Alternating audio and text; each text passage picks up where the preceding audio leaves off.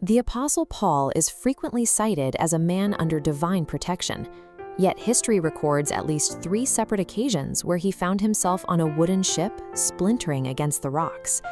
Religious texts describe him operating under a divine guarantee.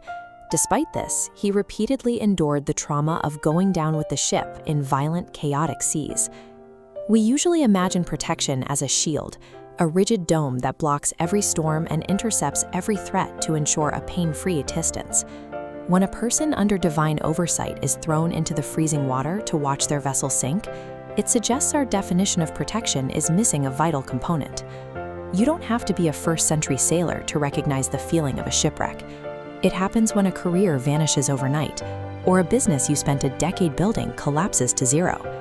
It hits when a doctor delivers a diagnosis that immediately rewrites the rest of your life.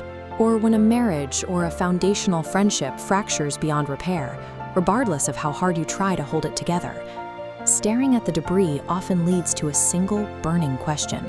If God is actually with me, why is my life so wrecked? Much of our frustration during a crisis stems from a misunderstanding of vocabulary. We are often looking for the wrong kind of security. To find what is actually secured, look at this papyrus fragment. The Greek reveals a distinction.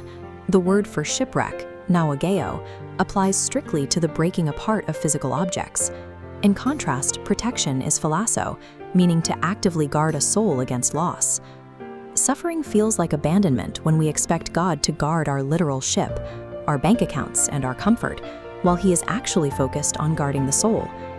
The Greeks used the word phlipsis to describe the extreme, squeezing pressure of a life storm. Under this friction, we discover the things we relied on for stability are often just replaceable materials, as fragile as the wood of a ship. While physical assets might crumble under pressure, the soul remains an irreplaceable vessel. The outer layers may strip away, but the center is held secure.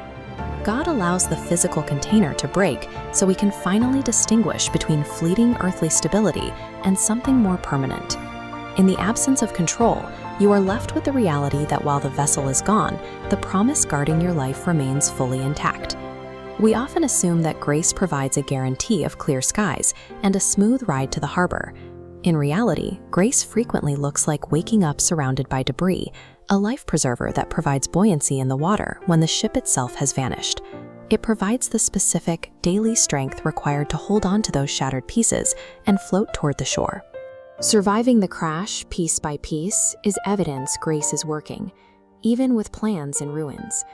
You can stop exhausting yourself trying to row a broken boat or repair what has already been lost. Finding peace requires a deliberate transfer of reliance. You must let go of your trust in the temporal ship. Place that trust entirely in Jesus. He serves as the anchor that remains fixed, regardless of the weather. Even when the route is unrecognizable, the plan to bring your life to its final destination remains intact. The landing is certain. He holds the wreckage and the traveler alike, bringing your life to shore through His grace.